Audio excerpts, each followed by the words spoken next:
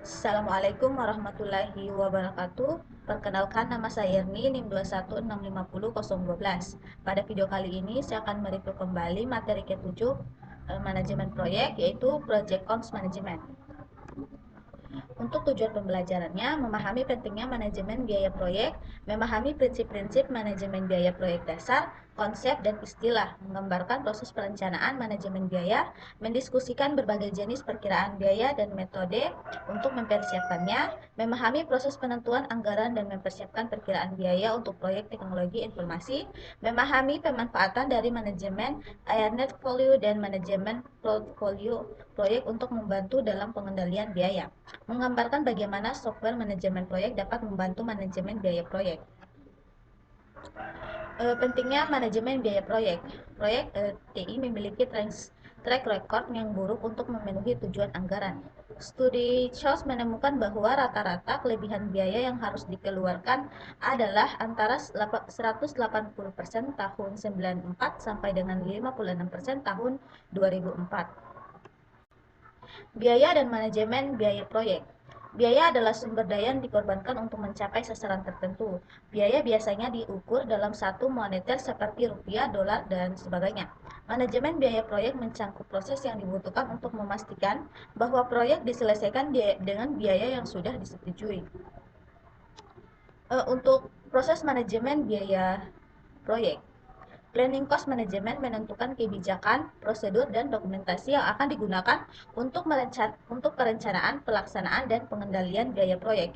Estimating cost menggambarkan pendekatan atau perkiraan biaya yang dibutuhkan untuk menyelesaikan proyek. Determining the budget mengelokasikan estimasi biaya secara keseluruhan untuk item pekerjaan individual sebagai dasar pengukuran kinerja. Controlling costs mengendalikan perubahan anggaran proyek. Kemudian di sini Project Cost Management. Prinsip dasar manajemen biaya. Profit atau keuntungan, pendapatan dikurangi pengeluaran. Margin profit, rasio pendapatan terhadap profit. Siklus hidup pembiayaan, total biaya untuk memiliki semua produk atau layanan. Total cost of ownership atau biaya pengembangan ditambah support. Kemudian cost flow analysis menentukan estimasi biaya dan keuntungan tahunan untuk sebuah proyek, dan cash flow yang dihasilkan selama setahun. Biaya atau manfaat yang nyata adalah biaya atau manfaat yang dapat dengan mudah diukur organisasi dalam rupiah. Biaya atau manfaat yang tidak nyata adalah biaya atau manfaat sulit diukur dalam istilah moneter. Biaya langsung adalah biaya yang dapat secara langsung dihubungkan dengan proses menghasilkan produk atau layanan proyek. Biaya tak langsung adalah biaya yang tidak dapat secara langsung dihubungkan dengan produk atau layanan proyek, tapi secara tak langsung berhubungan dengan proyek yang berjalan. Estimasi biaya. Manajemen proyek harus menganggap serius estimasi biaya jika mereka ingin menyelesaikan proyek sesuai anggaran. Pentingnya untuk dikenali jenis-jenis estimasi biaya, bagaimana menyiapkan estimasi biaya, dan masalah-masalah umum dalam perkiraan biaya TI. Untuk rencana manajemen biaya adalah dokumen yang menggambarkan bagaimana organisasi akan mengelola ketidaksesuaian biaya pada proyek. Persentase yang besar dari total biaya proyek seringkali adalah biaya buruh, sehingga manajer proyek harus menggambarkan dan melacak perkiraan biaya buruh. Alat bantu dan teknis estimasi biaya.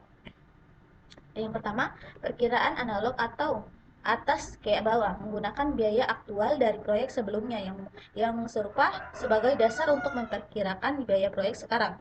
Kedua, perkiraan bawah ke atas melakukan perkiraan masing-masing butir pekerjaan atau aktivitas dan menjumlahkannya untuk mendapatkan biaya total proyek.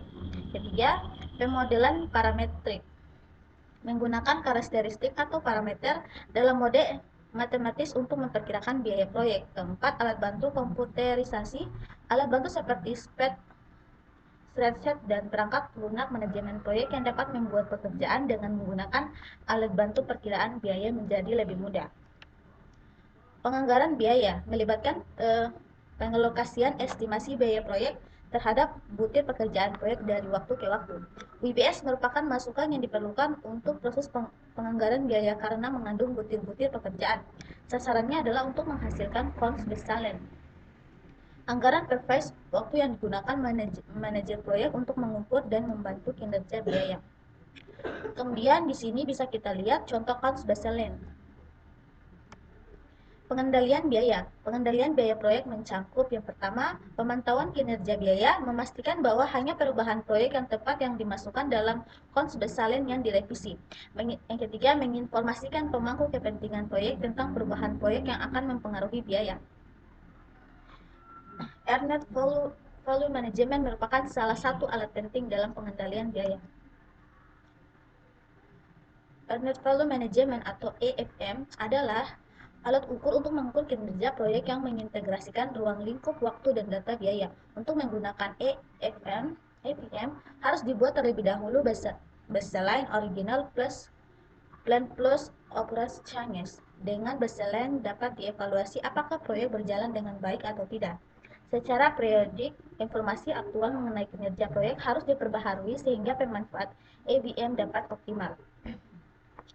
Istilah-istilah dalam EVM yang pertama, Planet Value atau PV adalah perencana porsi total estimasi biaya yang sudah disetujui untuk dikeluarkan pada sebuah aktivitas selama periode tertentu. Actual cost atau IC adalah biaya total langsung maupun tidak langsung yang digunakan dalam rangka menyelesaikan pekerjaan sesuai aktivitasnya selama periode tertentu. Ketiga, earned value adalah estimasi nilai value pekerjaan fisik yang sebenarnya telah selesai berdasarkan rate of performance atau RP, yaitu perbandingan pekerjaan yang sesuai terhadap pekerjaan yang rencananya diselesaikan dalam waktu tertentu. Yang kelima, cost variance atau CV. Variabel yang menunjukkan apakah kinerja biaya sudah melebihi atau masih kurang dari biaya yang sudah direncanakan. Keenam, schedule variance atau CV.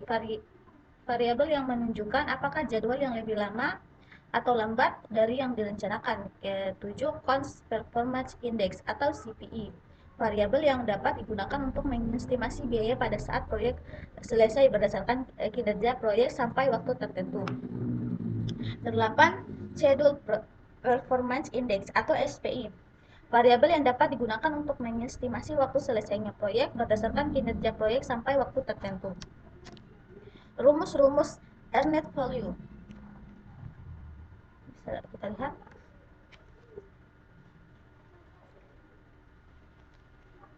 Kemudian di sini ada contoh soalnya. Sebuah proyek memiliki anggaran 900 dan dilaksanakan dalam 9 bulan. Diasumsi bahwa mengeluarkan biaya per bulan tetap. Setelah 2 bulan, manajer proyek menyatakan bahwa 15% pekerjaan telah selesai dengan pengeluaran biaya sebesar 1.500. Kemudian ini untuk penyelesaiannya. Mungkin itu saja yang dapat saya jelaskan, lebih dan kurangnya mohon dimaafkan. Wassalamualaikum warahmatullahi wabarakatuh.